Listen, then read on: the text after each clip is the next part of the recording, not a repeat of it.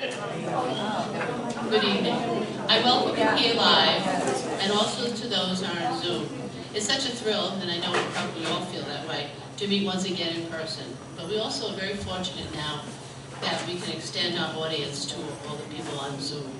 I'm Deanna Canini. I'm president of this wonderful organization. This is our fifth and final lecture of our 21-22, our 20th season.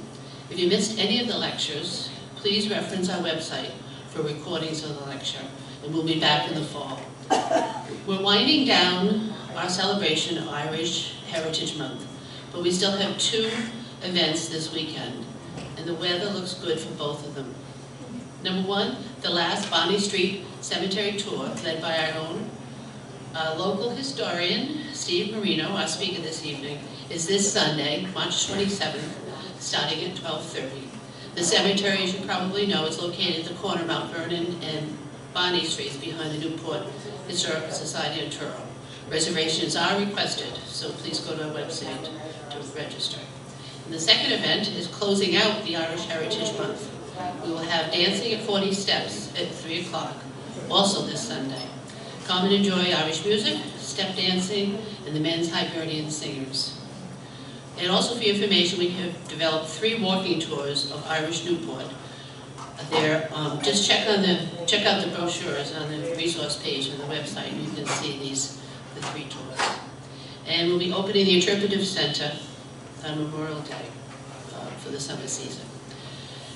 We want to thank Bank Newport, as you know, for their sponsorship of this lecture. It's very generous of them to support the museum in helping to bring this benefit to the community. Now the highlight of the evening. Many of you know Steve Marino, our speaker. Steve is a museum board member and runs the Interpretive Center, and I mean runs it. He's the one who keeps it going, scheduling our docents, collecting and coordinating the artifacts, and arranging special tours. And he also washes the windows, vacuums, and so on. He's a man of all talents. Steve has done extensive research on many of the early Irish to Newport. He also has developed a tour of the Bonnie Street Cemetery, the site of the first Catholic church in Rhode Island. Steve taught history in Connecticut for 35 years before retiring to Newport. Fort Adams has been the beneficiary of Steve's historical interests, as he has been a tour guide there since 2008. Steve holds degrees from Williams College, Brown University, and the Hartford Seminary. And Steve has presented 3 other times for us. We have a photo of Patrick Boyle at the Interpretive Center and a mural of the Irish mayors of Newport. But after tonight's lecture, The Life and Times of Patrick J. Boyle, Newport's first Irish mayor, we should know his story. Also of note, I believe we have some of his descendants attending this evening, located in that area over there, a granddaughter, and also many family members here and also on Zoom. So now I welcome Steve Marino. Thank you. Thank you, Deanna. I'm tethered to this, which is very hard for me to do. I am thrilled to be here in person with you, actually seeing familiar faces, and I want to get right to this. I am so excited that there are descendants of this subject in our talk tonight. I am thrilled. I'm a little apprehensive because I know they probably know more than I do about this topic, but I am so excited to hear what they think of this. Deanna mentioned this display at the Museum of Newport Irish History down on Lower Thames Street, and that's it. That's it. Yeah. More on that, less on me. If you look at this, Patrick Boyle's in the upper left-hand corner, and that's all that people know about Patrick Boyle right there. He's one of the many Irish mayors of Newport. Some of you might know that he's the first, but I've asked, and he is a forgotten man, and it is very, very sad that he is so forgotten. I always like to look at the census when I'm trying to find out anything about anybody. This is the 1875 census of Newport, Rhode Island. And you can see that Patrick Boyle, our subject, is the second from the bottom. He's 15 years old in 1875, which put his birth at about 1860. He's born in Newport. He's a schoolboy. Okay, he has 2 sisters and a brother, and his parents are Patrick and Bridget Boyle. They're born in Ireland, and the kids are born in Newport. So it's easy to figure out that if you do the math, the family got here before 1855. This left me a little shallow, so I dug deeper. And this is the 1880 federal census. So the 1880 federal census, again, Patrick is second from the bottom, and he has become a clerk in the gas office. And the gas office is the Newport Gas Light Company. And the Newport Gas Light Company was located down where the Wellington Resort is, in the Shell station on Thames Street. And it was the smelliest part of town, from what I've heard. And Boyle worked there for over 40 years. That's it. That was his job. He starts as a clerk, he gets promoted to the bookkeeper, and that's it. And he was very proud of that. He was a working man. He's a salary man. He's a wages guy. And he was great with numbers. Okay, I want you to remember that. He's great with numbers. Okay? If you also notice, Catherine's missing. Now, Catherine was 17. She's now 22. You would think maybe she went and got married. She didn't. Okay? This is the Boyle family gravestone. It's located at St. Mary's. You can clearly see Patrick and Bridget Boyle, the mayor's parents. They were born in Galway, and down below, I transcribed it for you. Catherine passes away. When Patrick Boyle is 17, he loses his older sister. We don't know how, but that's what's inscribed in the gravestone at St. Mary's. Going back, and I love the federal census, because the federal census over here on the left-hand side, the census taker puts the street where he's working. And so the Boyles lived on West Street. And I love maps. Not everybody does, but I love them. The Boyles live on West Street, and this is West Street in the middle, and you can see the Boyle, I wonder, the Boyle homestead is right there on West Street. The Emmanuel Episcopal Church on Spring Street, that's the landmark. So if you go to look for the Patrick Boyle homestead, stand at Emmanuel Episcopal Church, look up the hill, and that's where Patrick Boyle's family lived. Now these atlases showed who owned the house, not who lived in the house. So the Boyles actually owned the house that they lived in, which suggests that they weren't destitute, poor, famine Irish family. Now this is in 1893 though. So I wanted to find out a little bit more, and I remembered a wonderful lecture we had on the Great Collection of 1881. And this was an effort by Reverend Philip Grace, who was the pastor of St. Mary's Church, and he wanted to retire the debt of St. Mary's. And he actually published a pamphlet of who gave, and more importantly, who didn't give. This is amazing. And if you look at, there was one guy here, it says he's too poor to give. So this is the Patrick Boyle's family, and you can see they gave $20. Now you can take it or leave it. It's more than most of the other neighbors, it's less than some. And this also suggests either that the Boyles had some money, or that they were really devout Catholics. And it turns out both of those things are true. Both of those things are true. So then there's another little thing in here, and I don't want to make too big of a deal about it, but did anybody else notice this? Did anybody notice the difference between 1880? You weren't looking. Oh, it's too small. Okay. In 1875, it's Bridget Boyle. In 1880, it's Barbara Boyle. Do you see that? And she changes her name. Now, we also had a lecture about this. You're a lousy class so far. There's a lot of Bridgets who come to the United States and find out that Bridget was a derogatory term used as a domestic that worked at somebody's house. And so many, many women who didn't want to be identified with a maid changed their names. Not officially, but they changed their names. And certainly in 1880, when the census taker came, Bridget Boyle turned into Barbara Boyle. And one of the reasons I tell you that is because later on in life, when Mayor Boyle has two daughters, he names one of them after his mom, Barbara, and he names the other one after his little sister, Alice. And his little sister had become a nun. Okay? And so that's the Boyle family. Now, Patrick Boyle's 20 years old. He's living with his parents on West Street with his brother and his sister. And what's Patrick Boyle thinking about? 20-year-old clerk at the gas company. Well, I had to go to his obituary.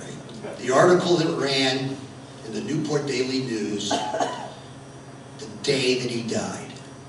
This is when the Daily News was the Daily News.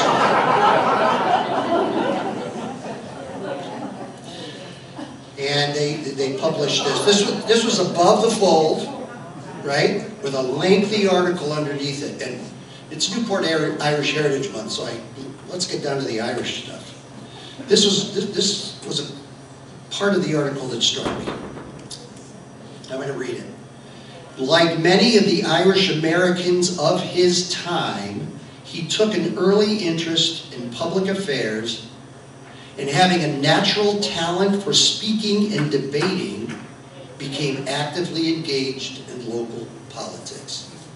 So this tells me two things. Number one, he's good at numbers. Now he's good at words. Okay? He has a natural talent for speaking and debating. And you'll see that again.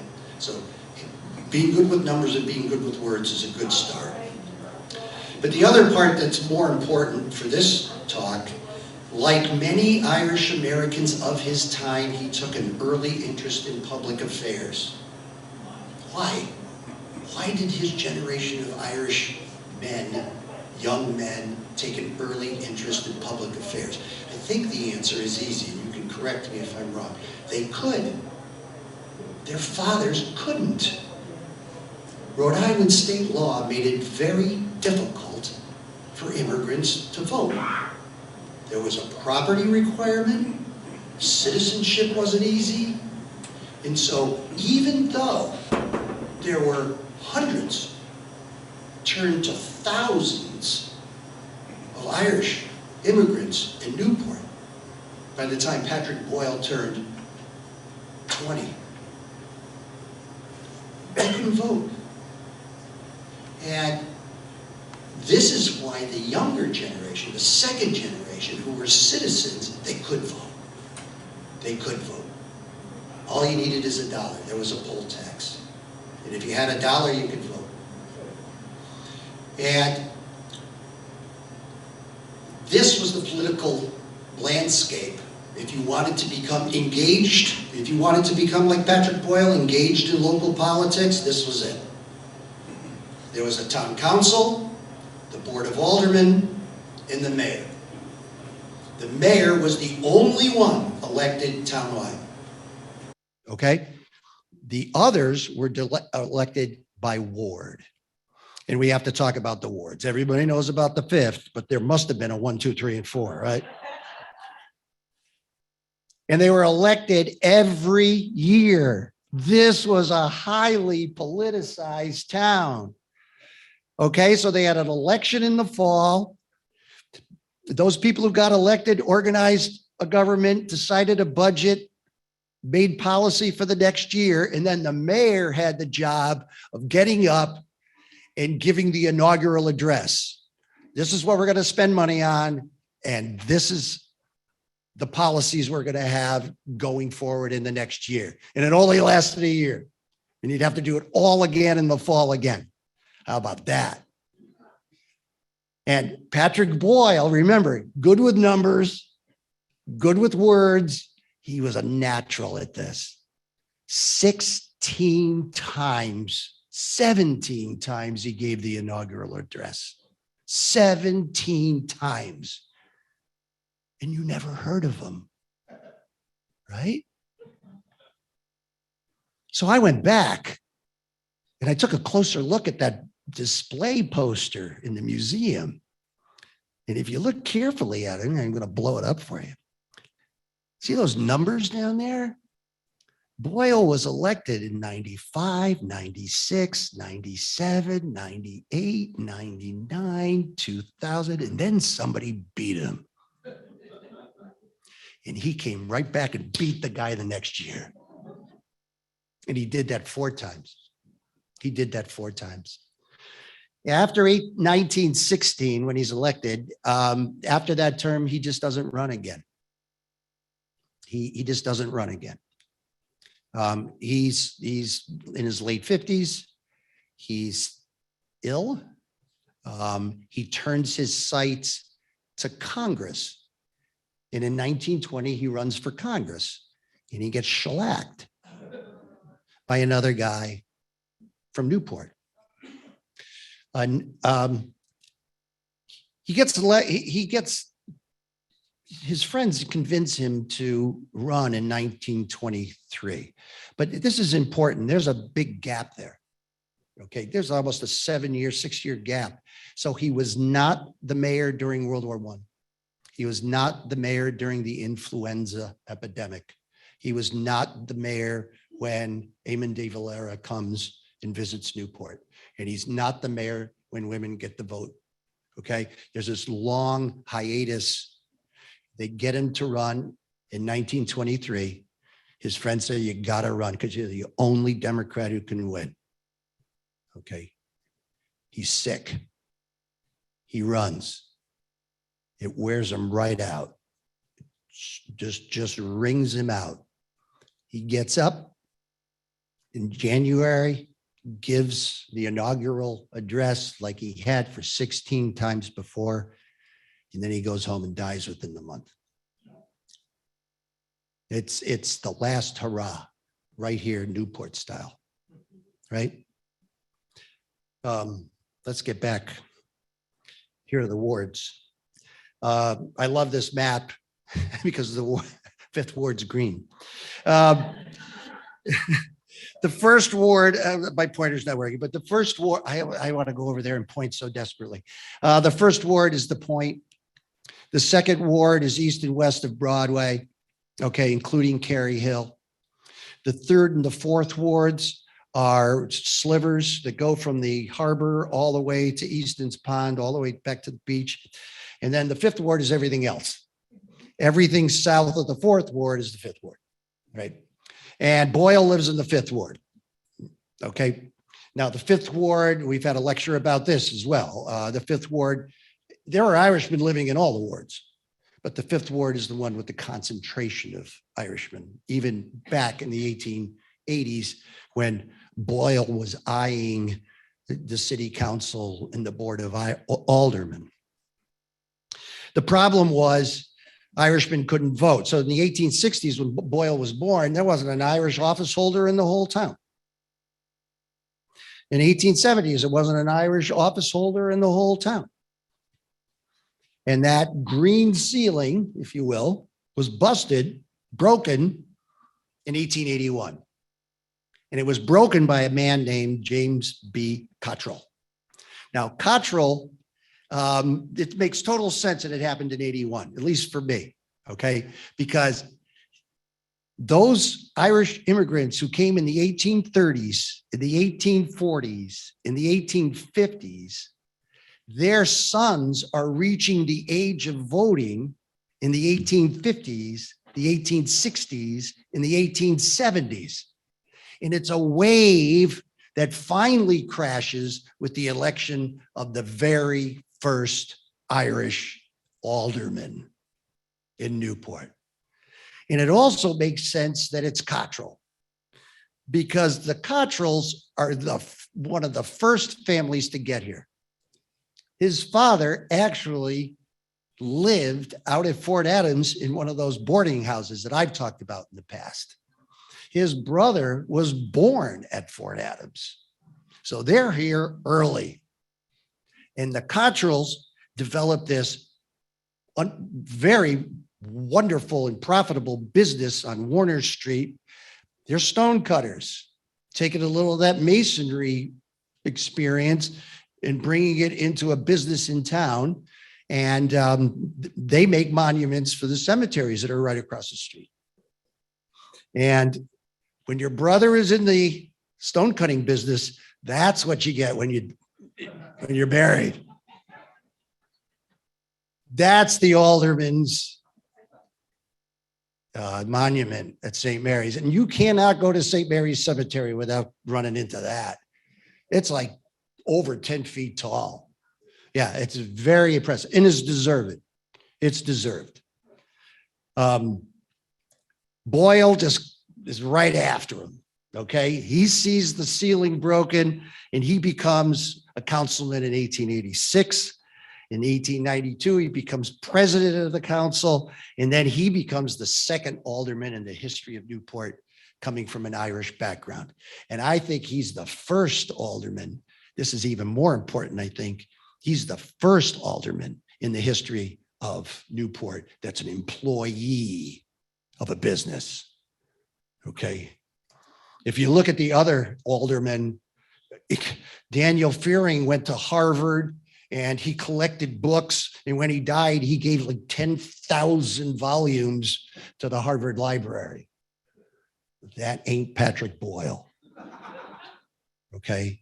The other three guys were merchants. And then Sherman came from a family that was here for a long time. I mean, nobody was like Patrick Boyle. And they looked at him and they were a little nervous. This is a guy who was a founding member of the Knights of Labor in Newport. The Knights of Labor was a precursor to the AFL-CIO and other labor unions. And he was very proud of that. He was a working man's, even more so than an Irish. He was very proud of the fact that he was a working man's mayor and alderman.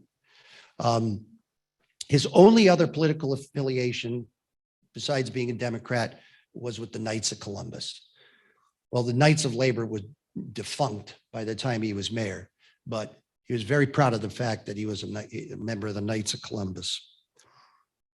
In 1894, a lot of things changed, and I'm looking to the family now to help me with this. In 1894, Patrick decides to leave home. At the age of 34, he decides he's going to strike out, leave mom, leave West Street, and he gets married. And the woman he gets married to is Alice Wingenhauser Getzenmeyer. Now, okay, spoiler alert, she's not Irish. She's not from Newport. She was born in New York City, and she had been married before to a fellow named Getzenmeyer. So her born name was Alice Wingenhauser, and she marries a man named Getzenmeyer. Now, according to the family, they have a baby quickly back in 1881.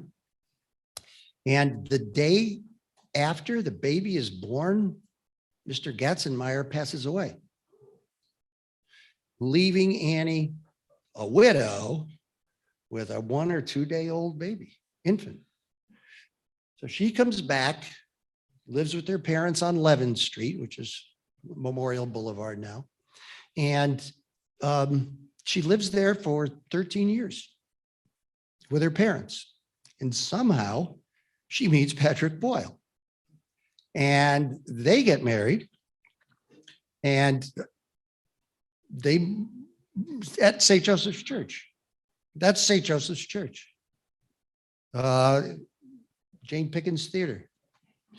And that was the rectory next door, and behind it was the school. That was the St. Joseph's complex. And that's the place where Mayor Boyle and Annie Wiggenhauser gets married.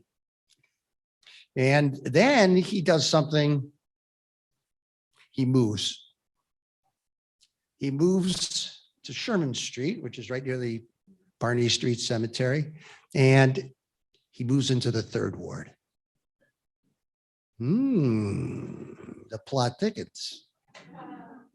And of course, he runs for alderman in the 3rd Ward, and he gets trounced. He loses.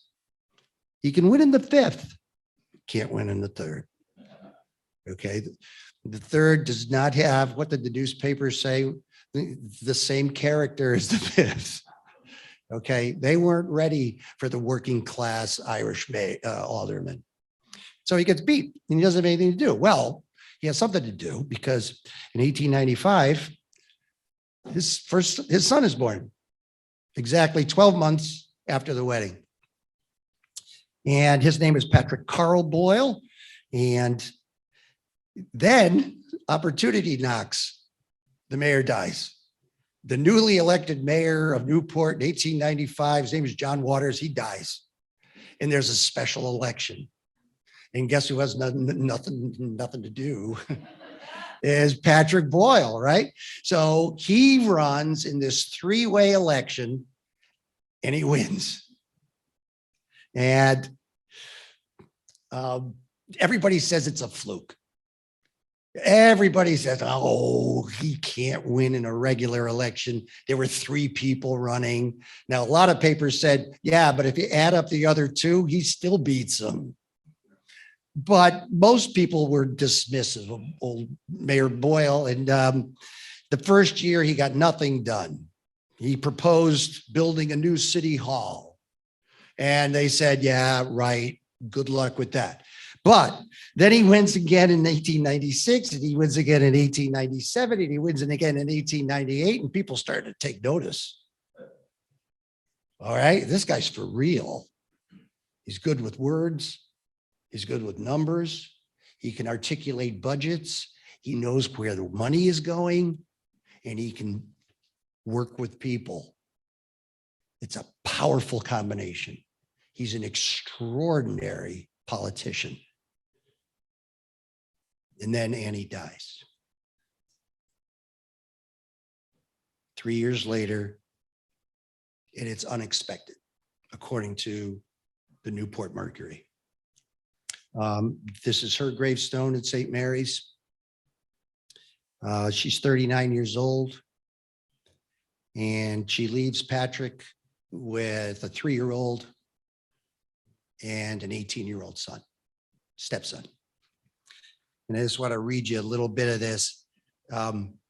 Mrs. Boyle was the most estimable lady and had a host of friends and acquaintances who heartily sympathized with her bereaved family and relatives in their great loss. She was something.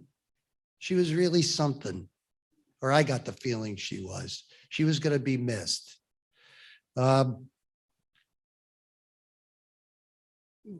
He has to get remarried. He's got a 3-year-old, and he marries an Irish woman. Her name is Alice Bridget Lee. She's not from the 5th Ward, but she was a Newporter. And in October of 1900, they get married, and Alice has the 2 daughters, Barbara and Alice. And I think it's Alice's descendants who are here tonight. And I'd like to, again, welcome them. And it's exciting that I never have anybody who knows anything about what we're talking about. Getting back to and they moved from Sherman Street to this house. And I walked by it today. It's still there on the corner of Mary and Clark Street, right on the left-hand side of the slide. That's where the Vanderbilt Hotel is, if you're familiar with that. And so this is the house. It's right across the street from the Vanderbilt Hotel. And it has a plaque on it. And I was almost knocked on the door. All right. I almost knocked on the door today when I walked by, and I'm gonna someday. The plaque says, this was the home of Claiborne Pell, great great aunt. Are you kidding me? It's the home of Patrick Boyle, for Pete's sake. Okay. The longest serving mayor in the history of Newport. All right, that's my rant. No, I'm going to have more rants later. If you're watching HBO, this is Mayor Boyle's Newport, right? The Gilded Age. And it's true. This was going on during Mayor Boyle's term of office as mayor. I mean, there was a building boom, and they were spending a lot of money, tons of money. The cottagers from New York and Philadelphia that we're going to talk about. This was a very powerful constituency in town that Mayor Boyle had to deal with. But there was another building boom, schools. The population was exploding. Not by people coming into town from other places. Birth rates were exploding. From the time Mayor Boyle was born to the time he died in 1923, the population tripled. It was the biggest population growth since colonial times. Okay, and so just the sheer number of people was growing. Now, if you have a growing population, you need more firehouses, you need more sanitation, you need more schools, you need more teachers, and you need more firefighters. And you can see that the reason, I don't want to go in, the reason why the birth rates were so high, I mean, it was in the Catholic population this was going on. I'm not going to go any farther than that. In 1885, they had to take St. Mary's Parish and split it in half. And that's when we have St. Mary's and St. Joseph's. And two very, very charismatic, wonderful pastors, the Reverend Philip Grace at St. Mary's, who had been there a long time, and then this extraordinary man, James Coyle, who was the first pastor at St. Joseph's. And then again, during Mayor Boyle's term of office, they had to cut St. Mary's up again because of the exploding birth rates. And they carved out St. Augustine's Church in 1911. And I actually wrote it down at the bottom. I don't know if you can see it. This is an amazing stat. In 1911, there was a first communion class at St. Mary's, and they had 500 kids in it. 500 kids. That's nuts. And so this explosion in population was due to Catholic birth rates. Let's just put it that way. But you know, the city government exploded too. This was City Hall when he took office in 1895. It's an 18th century building. I mean, you recognize it was the Customs House at the end of Long Wharf. It was old. It's small. And the number of city workers and the multiplicity of city agencies was just growing all the time. And Boyle was on top of this. And he said, we need a new city hall. And he got it. This is the house that Mayor Boyle built. It was completed in 1900. And if those of you who are really from Newport, you know that it doesn't look like that now. Right? It's a little different now. They had a big fire in the late 1920s and they had to reconfigure it. All right. But that's what it looked like when Mayor Boyle was there. There was another component that was exploding at this time. Okay. And that's the military. The Navy and the Army were expanding its operations. The torpedo factory opened in 1907. Fort Adams was completely revamping their weapons systems and building all sorts of quarters and barracks, and bakeries, and all sorts of stuff. And also, Navy bought Coasters Island, and this became the headquarters of the Atlantic Fleet. And These three constituencies were very different and had different needs. The military, the cottagers from New York and Philadelphia, mostly from New York, and the voters. Okay. And Mayor Boyle had to juggle those three things. My wife told me I should bring in 3 balls and juggle them, but I can't do that. And that's why I'm not the mayor. I'm just going to give you 3 quick examples. The first time Mayor Boyle gets elected, the New York Times goes a little crazy because they're worried that this Knight of Labor Irish immigrant son is going to turn on the cottagers. And so they send a reporter to listen to that inaugural address for clues. And they reported to the people back in Newport, the address of Mayor Boyle was full of recommendations along the lines for the best interests of Newport as a summer resort. Whew. Say, he sent a message right off the bat, you're okay. You're okay. The Navy, okay? After, what was it, 2 weeks of shore leave, he sends a note to Rear Admiral Osterhaus and in a letter of appreciation of the gentlemanly conduct of the men from the ships who have been ashore here for the past month. Okay, all right. Everything's good between us. That's what he had to do. And then this one's my favorite. And if you know anything about Mayor Boyle, because the Boston papers just went crazy with this. The Boston Globe especially, which I guess was a Democrat paper at this time. They loved Mayor Boyle. They loved Mayor Boyle more than the Daily News and the Mercury. They loved him. There was this company and they were going to build trolley tracks right up Broadway. And they sent a group of laborers to start digging the trench to lay the tracks. Well, when Boyle gets news of this, he sounds the riot alarm. Yeah, and he sounds the riot alarm.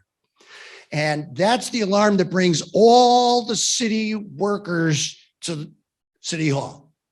We're going right up Broadway. And so Boyle leaves his house, climbs into the ditch, stop the work. Okay, crazy. He's basically calling a state of emergency to stop this evil company. Now, it's not that he didn't want a trolley up the middle of Broadway. The problem was he brought non-Newport workers to do the job. And that he was not going to allow. You see, he was taking care of his people. He was taking care of his people. And he gets into the ditch and he calls it off and nothing happens. And then he threatens to call out the militia. And later, the next year, when he gets reelected, how can you not elect this guy? Oratory and personality. This is the Boston Globe again, crowing about this guy. And I'm just going to read it because I know you can't see it. These qualities have won the mayoralty of Newport for Patrick Boyle 10 times. This personal triumph is remarkable in a Republican city. That's why the Globe loved him. The Democrats sticking it to the Republicans. Where prominent men in business and banking and professional life have been pitted against him. And he beats them every time. They loved him. And that's a little part of Patrick Boyle. It's not all of them, though. This is very quick. Boyle is beaten in 1914 by this very young, he's charismatic. His name is Robert Burlingame. He was a lawyer. He's 30 years old. And, you know, Boyle's old. He's in his late 50s. And this young guy gets elected. Well, the admiral, sends a note to the mayor saying the sailors were all drunk when they got home at the end of the weekend.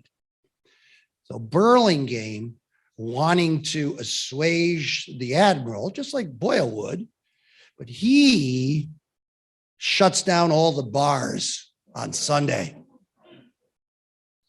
No. His police chief, see, he understands politics. The police chief says, oh, if you're going to shut down all the bars, I'm going to shut down the golf courses in the tennis.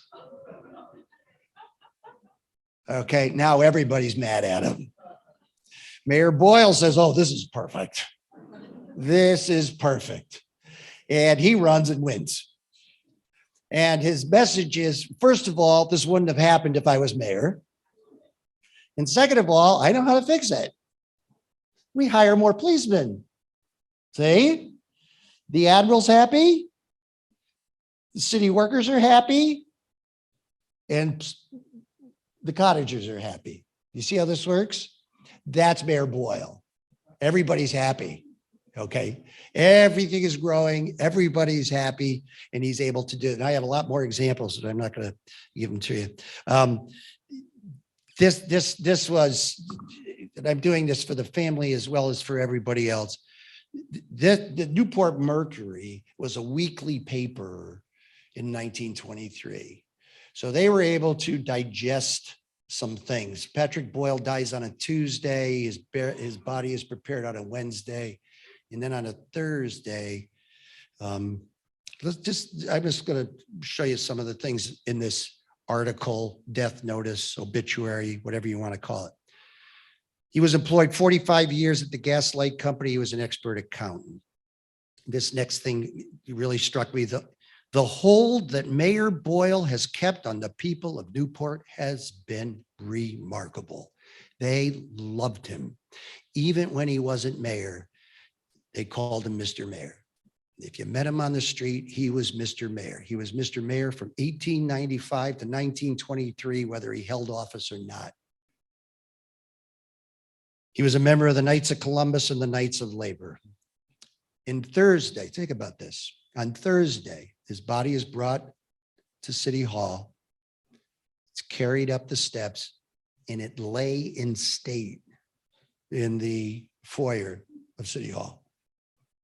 It's surrounded by an honor guard of policemen, firemen, and the Knights of Columbus.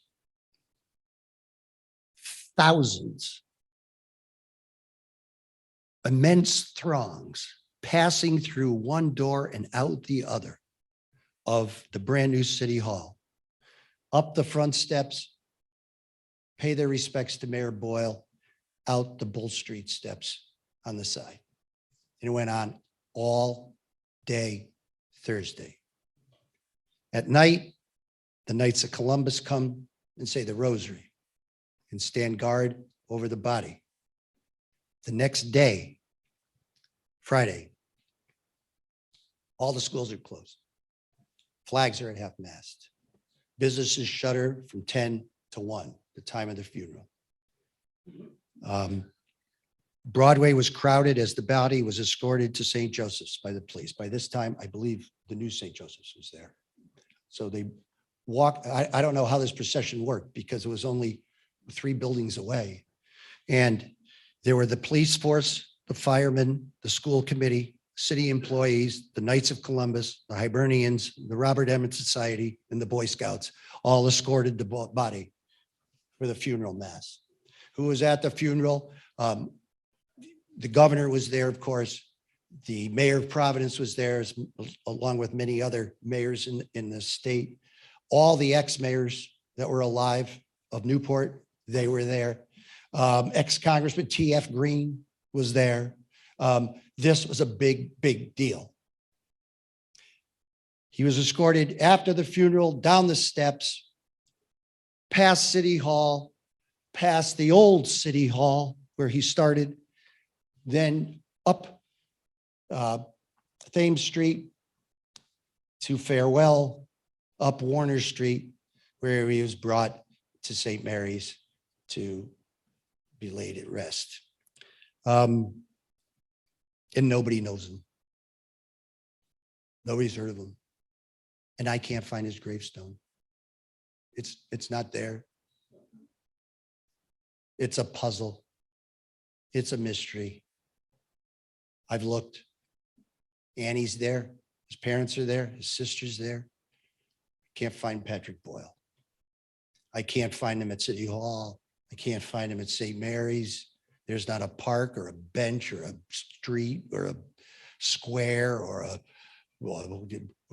anything in Newport named after this guy. The other thing, I went back to where we started. And I didn't look carefully enough at this. There's something I missed. I was concentrating on Patrick Boyle up there in the left-hand corner, but I should have looked at the guys underneath him.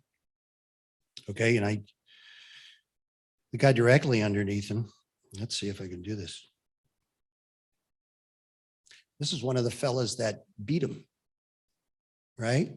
And he beat him in the next election. He's Irish. This is the fella that Patrick Boyle beat in 1923. He's Irish. And this is the fella that took Patrick Boyle's place in 1923. He's Irish. So if James Cottrell cracked the green ceiling in 1881, Patrick Boyle shattered it forever. Forever. And not only that, Patrick Boyle, okay, shattered the green ceiling, literally led this town into the 20th century and has had such a profound effect on Newport Irish today in that community.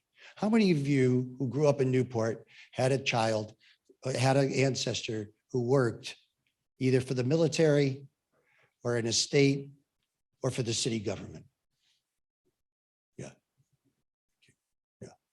And it's all Boyle. Now you could say, oh, it would have happened with anybody. Not as smoothly. Not as smoothly. And so I'm going to change the title of the lecture. Because, yeah, it's Newport Irish Heritage Month, but I don't care. Let's do this. Yeah, that's what I want to call it. And in case you weren't watching. Okay, a plaque on a house, gravestone, square, a room in the Hammett Hotel, anything. This guy should be remembered. And thank you again for coming.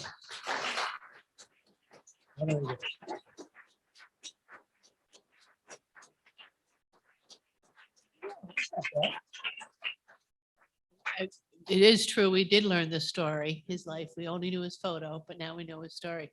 Do we have questions? And I thought I knew how to do this. Yes, Jerry.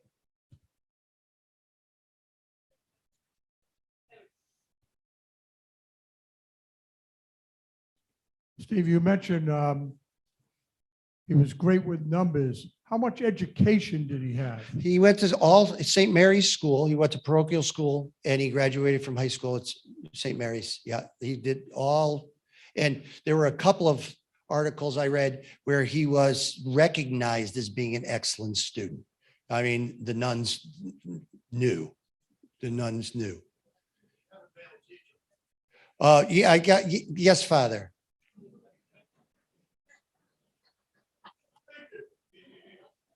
Yes.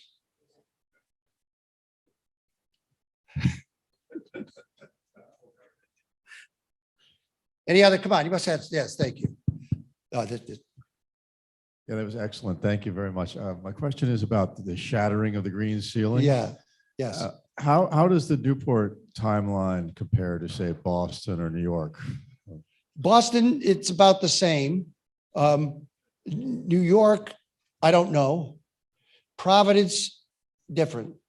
I mean, the one big flaw in this lecture is not giving enough of the Providence view of this, which was very negative. And I'm going to turn it over to Father Heyman, who is very familiar with the Providence Irish Catholic scene. What did they think of Mayor Boyle? They had, the Irish began to be elected in Providence in the 1870s. In the 1880s, they had the first Irish Catholic mayor. Okay, there you go. But remember, the mayors, like the governors and the rest, didn't have any really authority. It was their personalities, their ability to get people to do things without any clout that really made the difference. And Boyle was true. obviously excelled. That's true. But just like, it wasn't until the recent reform of the Constitution that the mayors and governors had really any political clout in the state. Oh, could you switch it back up there? If I had time, I was going to show you this one. W.K. Vanderbilt got really interested in automobiles. And he drove like a maniac. And one day he hit a kid on Lower Thames Street in the 5th Ward. Yeah. Yeah, this was serious. This is where Boyle was at his best. Boyle went in and he knew W.K. Vanderbilt well. And he went to him and said, I'm going to arrest you. I'm going to arrest you if you don't stop. And the town council, I mean, it's this personal thing. He didn't have any real power charter-wise, but it was this personal relationships. And the town council actually passed the very first speed limit. And I think it was 8 miles an hour. Yeah. But this is the kind of thing that he did all the time. Work with all these 3 constituencies and making everybody happy. And he knew them all very personally. Yeah. And yeah. Did you have a question? Did he have any affiliation with Hazard, who built St. Joseph's right around 1890? Well, that's a great story. The guy who donated the Hazard Memorial, that's a great story. No, I don't think so. Hazard was not a Catholic, and he was kind of he had a reputation of being a real jerk. And he was very litigious. And he was always getting into trouble, this Hazard guy.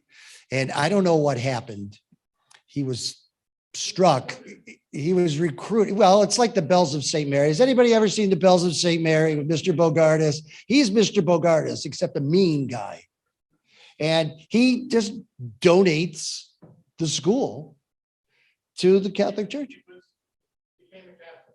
Oh, he became a Catholic later. Yeah. And because of that, the relatives sued him. Yeah. Well, everybody was, yeah, he was, yeah, yeah. And it went for 3 or 4 years. Yeah. Because they didn't want the Hazard. They sued him over the will, right? Yeah. So well, I don't want to go there. That's another lecture for another night about how people donated things to the church. That's another lecture for another night, but I don't think that has anything to do with the Irish. Okay. Anybody else? Thank you. Oh, yes. Rosemary. Do you think that he's buried next to his wife or his parents and they just never put a mark on the gravestone? I looked all around his parents. There's not a rock. This was a very important guy. Now, somebody said he dies in January. There's a very good chance the ground was frozen. So we went next door. I mean, I've been doing this for a while. We went next door to Island Cemetery that has a crypt. And they said, is there any kind of record or anything that said that Mayor Boyle was here for a little while? Or maybe he was even buried there. They said nothing. They said nothing. And so it is a real mystery. And I always love to end with a mystery. If anybody has any information about where Patrick Boyle is, that would be fabulous. Oh, no, but we're putting out some inquiries to the funeral homes. Yes, and she's been doing, yes, I can't call her my research assistant. She did all the research. Great exaggeration, Steve. We do have a question from home, and if we have a second, I have to read it. How does the Irish legacy prevail today in Newport? And is it as recognized and acknowledged today as its impact was on the original formation of this great town? Yes. Yeah, I think the people in the audience can answer that one better than I can. Yeah, go ahead, Larry. No. I had a question whether he still worked the whole time he was mayor. Yes, he did. Yeah, he did. He was still working. From everything I've understood, he's the chief bookkeeper when he dies, and he's very, very proud of that. Yep.